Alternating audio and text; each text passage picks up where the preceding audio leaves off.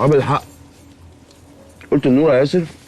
طب بالله كنت لسه اقول لها حالا. تقولوا لي على ايه؟ الحوار اللي اتكلمنا فيه في البيت ده خلاص فاكس. حوار ايه؟ الجملتين اللي انا نزعتهم في لحظه عصبيه دي بتوع هنيئه الرضوان والجو ده، مفيش الكلام ده طبعا. فعلا؟ طبعا. انا كنت متاكده انك متعصب ساعتها، عشان كده قلت الكلام ده يا فتحي. شفتي؟ كلنا كنا متعصبين يا حبيبتي. قتل ايه وكلام فاضي ايه؟ هو احنا عصابه ولا قتالين قتله يا نوره؟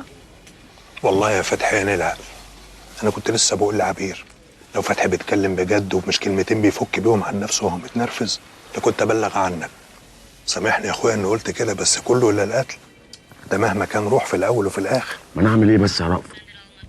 ما برضه اللي رضوان عمله يعني يخلي اي حد في الدنيا يتعصب ويهلفظ بالكلام. يلا ربنا يسامحني بقى، سامحني يا رب. ما بتاكليش ليه يا نوره؟ تعبانه وعايزه اروح. هنخلص اكل ونروح سوا. لا انا همشي عشان عايزه اعدي اجيب حاجات من المكتب. طب خلي بالك على نفسك وانت رايحه البيت يا حبيبتي. سلام. سلام من نوره. سلام يا حبيبتي. كانش لازم نجيب من الاول سيره الحوار ده كله قدامها عشان ما نضطرش نعمل عليها الفيلم ده، ونبقى قاعدين قدامها كده حاسين ان احنا رحنا في ايديها. وانا اعمل ايه يعني؟ ما اللي حصل يا عبير وهي غلطه وبنحاول نصلحها. ايه هتبكتيني؟ طب فكرك يعني نوره اشترت؟ يا عم دي عيله واكيد اشترت، وبعدين هي اللي في دماغها احنا ولا رضوان، دي كل اللي في دماغها الواد حماده وايه اللي جراله. رأفت عنده حق، دي محسسانا انها بتحب عمرو دياب وراح منها. فتحي ايه يا عم موسى؟ انا عاوز ربع نيفه. بقول لكم ايه، دلوقتي عندنا مشكله ولازم نشوف لها حل. مشكله ايه ياما؟ خير. لبنى خدت العيال وراحت بيت اهلها. ايه القرف ده؟ حصل امتى الكلام ده يا عبير؟ النهارده الظهر.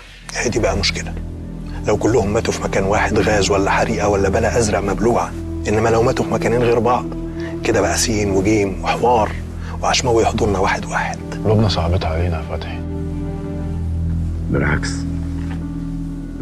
بالعكس خالص، دي سهلتها علينا قوي. فتحي عنده حق، اطلب لي ربع نيفه بقى.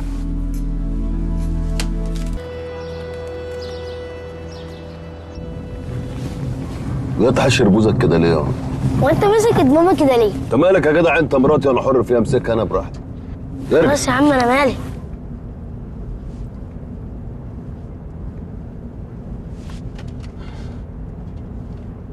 قررت اكسر وصيه ابويا. حد اخوتي نصب،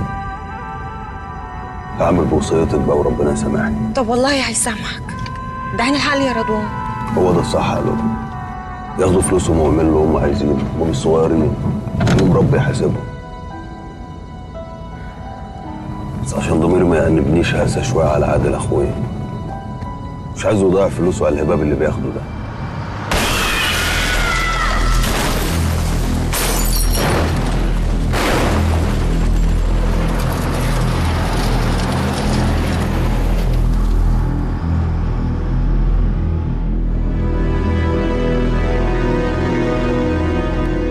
حصل يا فتح،